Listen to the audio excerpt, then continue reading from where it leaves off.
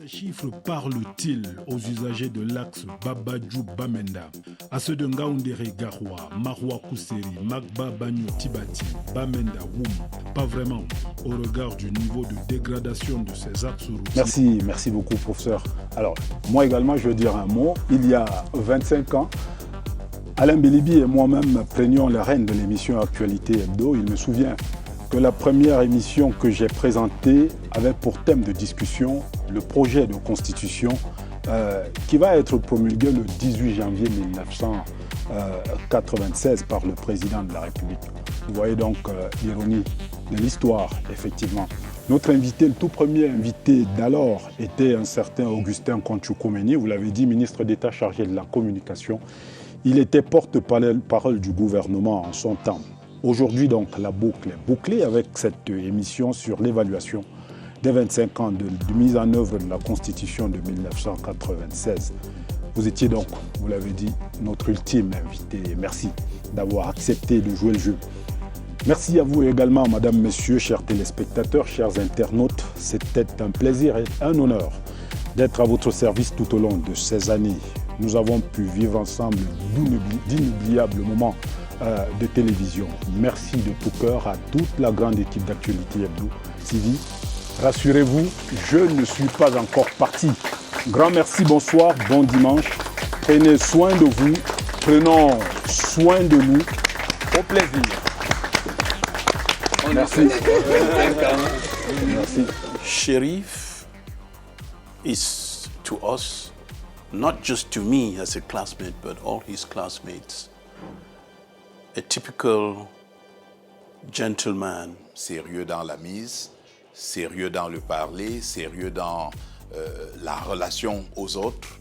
Il inspire le sérieux et la confiance. Très tôt, j'ai découvert en lui une intelligence forte, un engagement à bien faire son travail, et quelqu'un qui n'a jamais reculé devant les défis. Ibrahim Sherif is one I will never forget in my life. Not only my professional life, but my life entirely, because I shared the same office with him for over a decade.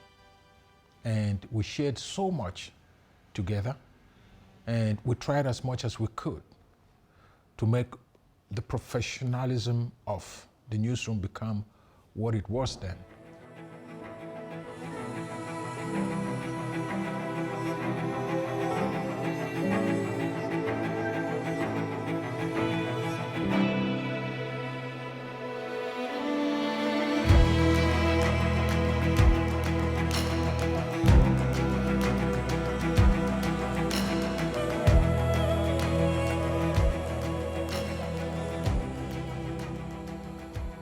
Alors, je vais vous raconter l'anecdote du premier jour, c'est-à-dire le jour du concours. Ça devait être un 9 ou un 10 avril 1984.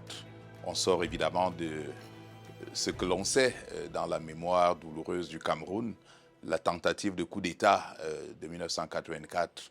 Alors, nous passons les épreuves du concours immédiatement après et on appelle Ibrahim Sherif. Alors, il y a un tollé à l'entrée de l'amphi 700 où nous composions. Ibrahim Sherif, ça rappelait un peu Ibrahim Saleh, qui était l'un des leaders du coup d'État. Et donc on le hue, on le conspue. Et moi, ce qui me frappe devant ce grand bonhomme des Gingandé, il n'était pas aussi emballé ou enroulé qu'aujourd'hui. Ce qui me frappe, c'est sa sérénité. Il a un sourire vraiment imperturbable. Il entre en salle, il s'installe, il compose, et j'essaye de le revoir. Je ne suis pas sûr que ce soit lui, mais je regarde, je me dis, mais enfin, il a quelque chose, ce bonhomme. Et puis le hasard ou le Seigneur voudront que nous nous retrouvions camarades à ce jour de rentrée du 1er octobre 1984. In our class, Sherif was the youngest, but very quickly, without any hesitation, we unanimously chose him as our class head. Young as he was, he did not behave the little kid. He was matured in his assessment of situations, and above all, he was very open to every one of us. He became, to us, the magnet that held all of us together. It's no surprise that even after school, in our batch meetings, he's still the head of our group. En 2025, démarre l'exploitation des gisements de fer de Kribi-Lobé, Bipindi Grand Zambie, Mbalam Nabeba au Cameroun et au Congo. Idem pour le gisement de bauxite de Mini Martab dans la région de l'Adamawa. J'ai aussi connu Ibrahim sur d'autres chantiers, notamment le chantier du reportage, le chantier du sport même. En 2024, Ibrahim était notre attaché de presse aux Jeux Olympiques de Paris, après avoir été avec nous aux Jeux de la solidarité islamique à Konya. C'est quelqu'un qui a de très grandes qualités humaines. La première que j'apprécie beaucoup et qui me convient tout à fait, c'est l'humilité. Malgré le talent, il n'a jamais porté une pancarte pour montrer quel est son niveau d'intelligence. C'est aussi la disponibilité et c'est l'attachement au travail bien fait. Ibrahim Cherif, c'est d'abord sur le plan professionnel quelqu'un de compétent et de humble, de disponible. On a souvent été sur le terrain ensemble, on n'était pas tout à fait du même tempérament. Lui, il était apaisant, moi j'étais fonceur. Il était toujours porté à trouver le mot pour réconcilier, pour rapprocher, et moi le mot pour séparer, pour briser. Donc je crois que ce contraste a aussi contribué à maintenir comme un ciment notre relation, notre amitié. We came out from school in 1987, a batch which for some reason many of the people who came before us described us as a bunch of slightly arrogant young people. But I just thought we were a group of people who had a lot of self-confidence. Whether you were a Ibrahim Cherif, a Mark Mojom, a Pascal Fouda, a Patrick Siani, Didioti, we just felt confident in ourselves. And I remember when we came and we were in the ministry, we were told we're going to be recruited in CRTV. But this time, we will go to CRTV for a test to be chosen. The practice had been that everybody, a list of people are just sent to CRTV, but in our case, there was a test. I remember Cherif making a mockery of it and saying, what are the testing was about? We've just proven that we are good enough. Il représentait, comme j'ai dit, ces jeunes professionnels qui arrivaient et qui, par la suite, au bout du temps, allaient acquérir pas mal d'expérience pour pouvoir assumer pleinement ces rôles des aînés. Je ne suis pas sa collaboratrice, je suis sa petite sœur, je suis son amie.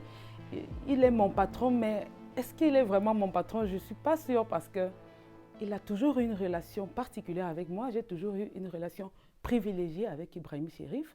Je lui compte mes déboires. Si je suis fauchée, je lui dis. Si il y a quelque chose qui me dérange, il sait gérer. Et c'est ça, vraiment, c'est ça le truc incroyable avec ce monsieur. C'est quelqu'un de très généreux au plan professionnel, qui sait partager, qui sait s'intéresser à ce que les plus jeunes font et qui n'hésite pas à remonter les bretelles quand c'est nécessaire, mais qui vous donne toujours la certitude qu'il veut qu'au plan professionnel, vous vous épanouissiez et surtout que vous progressiez. Ibrahim Cherif, c'est comme un frère à moi. C'est quelqu'un avec qui j'ai passé la moitié de ma vie professionnelle à côté de lui. Parce que dès mon arrivée à la télé, en 2003, il était déjà à la rédaction. Et je peux dire, sans m'ai trompé, que c'est avec lui que on a écrit l'un des très beaux pages de la rédaction de la télévision nationale.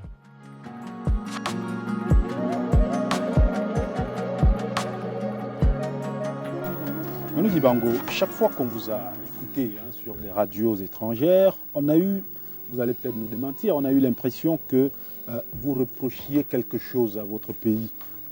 Vous trouviez que le Cameroun, par exemple, est-ce que vous trouvez que le Cameroun n'a pas suffisamment fait pour vous? Oh, il ne s'agit pas de ma personne, hein. Attention, mettons-nous d'accord. Ibrahim Chérif est un journaliste très pointueux dans son travail. C'est quelqu'un qui préparait son émission Actualité Hebdo jusqu'au moindre détail et qui s'assurait à tout moment que l'équipe de réalisation qui devait l'accompagner, que tout était au point, jusqu'au dernier rendez-vous avec l'invité de l'émission. Chérif, c'est un grand homme. C'est un grand homme. Et c'est même un monument. La CIATU a eu beaucoup de chance d'avoir un monsieur comme ça. Pour les 30 ans que j'ai passé à la CIATV, je crois que Ibrahim Chérif, à mon avis, reste le meilleur exemple de ce qu'une entreprise peut faire en termes de relève.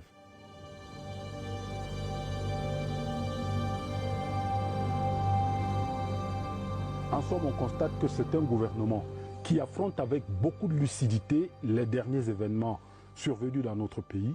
Le gouvernement informe les Camerounais He has earned his place amongst us as somebody of repute, as somebody who takes his work seriously, as someone who is a good group leader. We have seen him lead many teams out of Cameroon on behalf of CRTV for different events, occasions. C'est un grand meneur d'hommes. Chérif, c'est un grand meneur d'hommes. On était au Nigeria. On est arrivé dans la soirée. Le matin, je ne me sentais pas bien. J'ai dit au REC que vraiment, je ne me sens pas bien. On devait commencer le travail le lendemain. Le REC a appelé le haut commissaire, qu'on a un membre de l'équipe qui ne se sent pas bien. Il m'a amené à la clinique, avec toute l'équipe, avec M. Moutale, M. Chou et Evina Viviane.